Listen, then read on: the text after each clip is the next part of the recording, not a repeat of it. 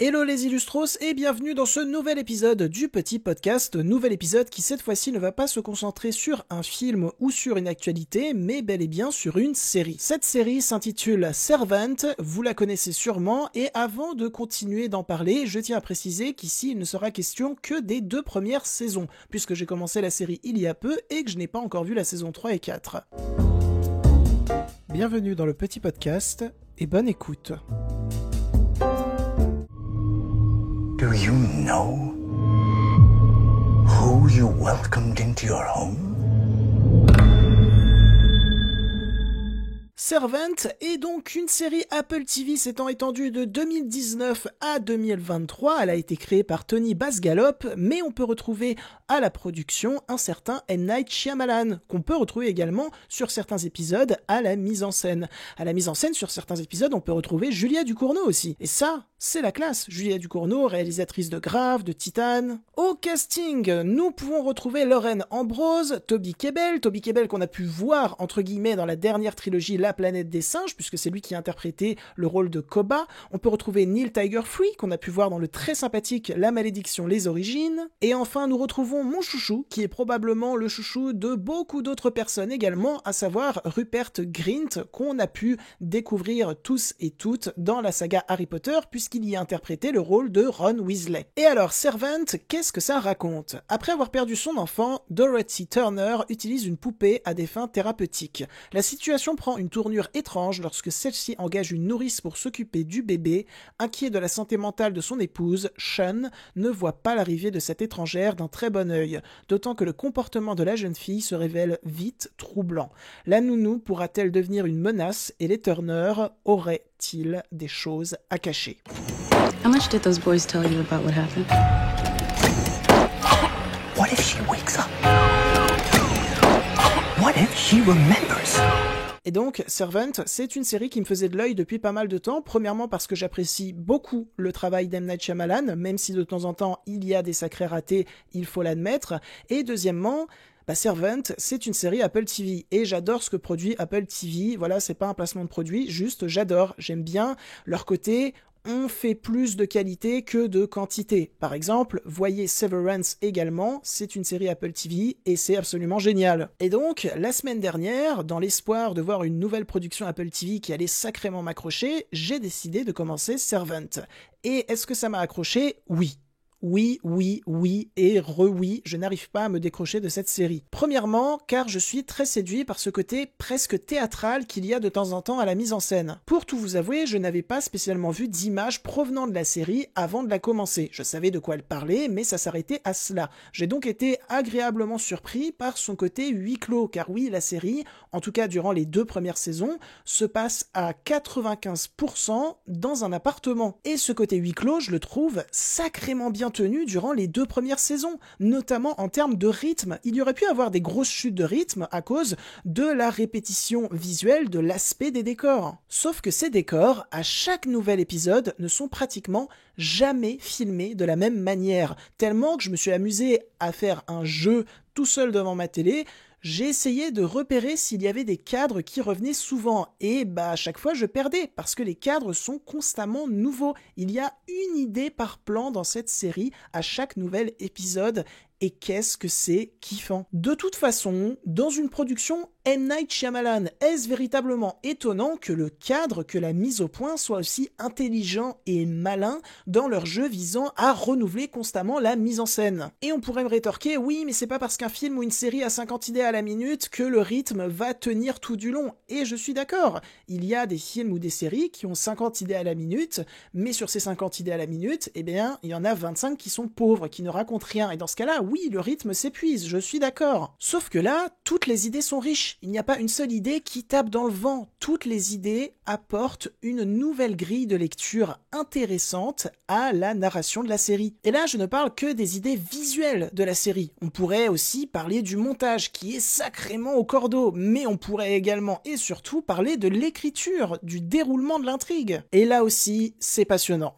Parce que, en termes d'écriture, on est dans un pur jeu de cache-cache selon moi. Je vais m'expliquer, c'est-à-dire qu'à chaque nouvel épisode, on va aller vers une direction qui ne semblait pas être la plus passionnante Et finalement, au fur et à mesure qu'elle est développée, eh bien, tu vas finir par être accro à cette direction et oublier les précédentes directions qui étaient mises en place et qui te semblaient bien plus attrayantes. Et puis soudainement, 2 épisodes plus tard, après que la direction a été traitée de bout en bout, reviennent les directions que toi, spectateur, tu voulais absolument emprunter en premier lieu. Elles reviennent en force, elles explosent le tout de manière à tout redémarrer. Que ce soit en termes de tension, d'horreur, mais surtout en termes d'enjeu. C'est constamment surprenant. Il faut savoir qu'en regardant Servant, il n'y a jamais d'acquis. Je peux vous parler par exemple de toute l'introduction de la série, qui est exactement ce que je viens de décrire, c'est-à-dire qu'on suit un couple, le mari travaille dans la restauration, la femme travaille sur des chaînes d'information, ils viennent de devenir parents, ils engagent une nounou pour s'occuper du bébé quand ils ne sont pas là, tout est absolument normal. Sauf que un soir, le père décide d'aller dire bonne nuit à son sacré fiston, et pour lui dire bonne nuit, eh bien il le prend violemment par les pieds, il lui cogne la tête très violemment contre les barreaux du berceau,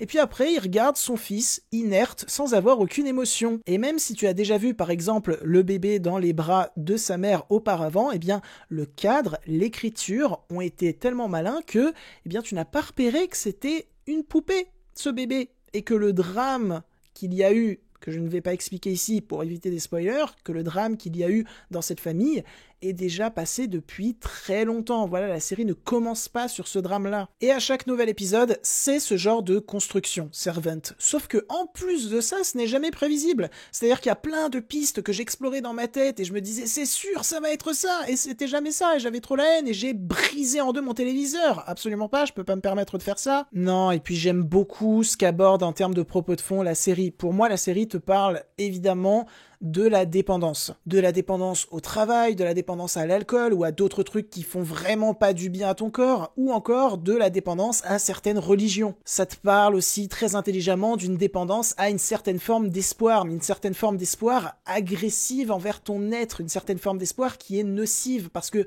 tu es tellement accroché à cet espoir, à ce monde que tu te crées de toutes pièces et qui est tout sauf raccroché à la réalité, que tu en oublies l'essentiel, qui lui, pour le coup, est réel. Mais en même temps, là où je trouve la série très forte, très franche et même courageuse, c'est dans la manière qu'elle va traiter toutes ces thématiques sur la dépendance, sur l'addiction, puisque elle va quand même te parler des apports évidemment négatifs de la dépendance, de l'addiction, mais aussi des apports positif en un certain sens, et c'est vachement étonnant parce que normalement une série qui te parle de dépendance, d'addiction, elle va te dire concrètement ce que c'est la dépendance et l'addiction, quelque chose de mauvais. Bon, après la série ne va pas encourager à avoir des dépendances ou des addictions, absolument pas.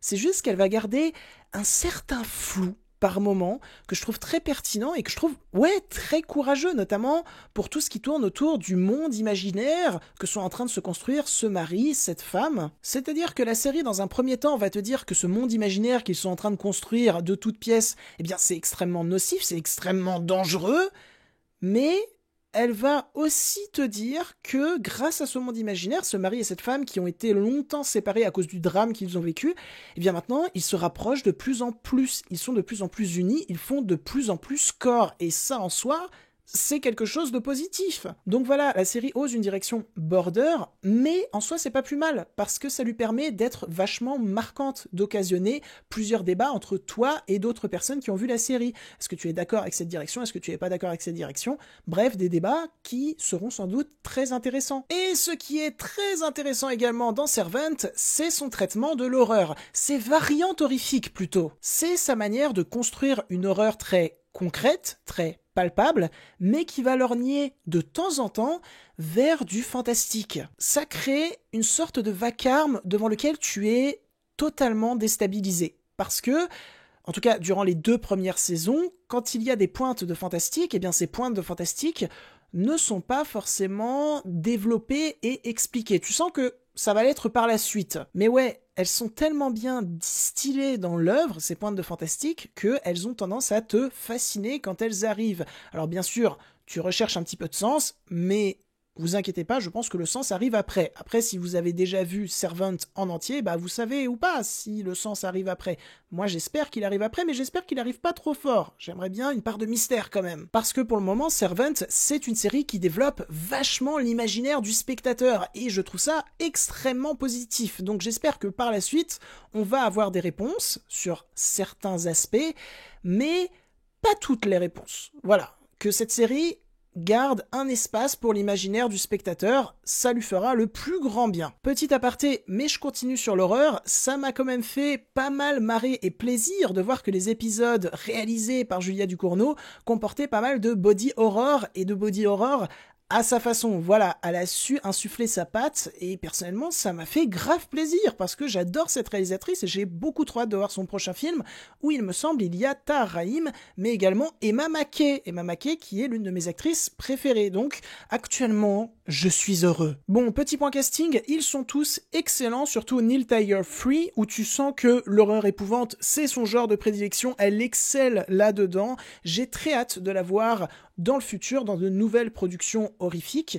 Et puis il y a mon chouchou, il y a Rupert Grint. Qu'est-ce que je t'aime, mec, vraiment. Bon, déjà, Rupert Grint, c'est un bon acteur. Mais là où je me suis dit que c'était vraiment un très bon acteur, notamment dans Servant, c'est que, dès le premier épisode de la série, à aucun moment j'ai pensé à son rôle de Ron Weasley. Mais vraiment, à aucun moment, tellement il arrive à s'en détacher avec une aisance absolument stratosphérique. Bon, après, son rôle dans Servant n'est absolument pas du tout le même que son rôle dans Harry Potter. Donc forcément, ça aide à différencier. Mais au-delà de ça, je trouve qu'il arrive à trouver de nouvelles expressions, un nouveau phrasé, un nouveau tempo qui est sacrément appréciable. Et puis de toute manière, quand tu checkes la filmographie de Rupert Grint actuellement, il a l'air de pas mal s'éclater dans le genre horrifique, puisqu'il a tourné donc dans Servant, mais également dans le cabinet de curiosité de Guillermo del Toro, épisode 6 pour être précis, où il s'éclatait grave, comme dans Knock at the Cabin, un film de M. Night Shyamalan, un film à tendance horrifique quand même. Bref, Rupert Grint a trouvé son nouveau genre de prédilection. Après les films de magie, les films d'horreur. Bon, je vais finir sur un petit point info. Les épisodes de Servant durent 25 ou 30 minutes, ce qui est fort appréciable. J'ai eu une discussion avec mon pote Alex dernièrement. Il m'a dit « J'en peux plus des épisodes de plus d'une heure ». Je lui ai dit « J'en peux plus également ». Donc Servant qui arrive avec ses épisodes de 25-30 minutes... c'est absolument délicieux. On n'en veut plus des épisodes comme le final de Stranger Things saison 4 qui durait 2h30. On n'en veut plus, on n'en peut plus, merci. Et je vais redire U pour finir ma phrase en U. Ouah, elle était sacrément nulle la fin de cette phrase quand même. Sur ce, Servant, durant ces 2 premières saisons, c'est absolument génial, donc j'espère ne pas être déçu par la saison 3 et 4 qui ont un peu plus divisé, il me semble. Je verrai cela et peut-être que je ferai un épisode 2 du coup, sur la suite de Servant, pour vous dire ce que j'en ai pensé. Sur ce, j'espère que cet épisode du petit podcast vous aura pu intéresser et divertir. Si c'est le cas, n'hésitez pas à le liker, le commenter, le partager, et pourquoi pas à vous abonner à la chaîne, ça fait toujours plaisir. Tous mes réseaux, dont mon Letterboxd, sont disponibles en description. N'hésitez pas à aller me suivre dessus, car je suis très présent, et en plus sur Letterboxd, je fais plein de reviews rigolotes.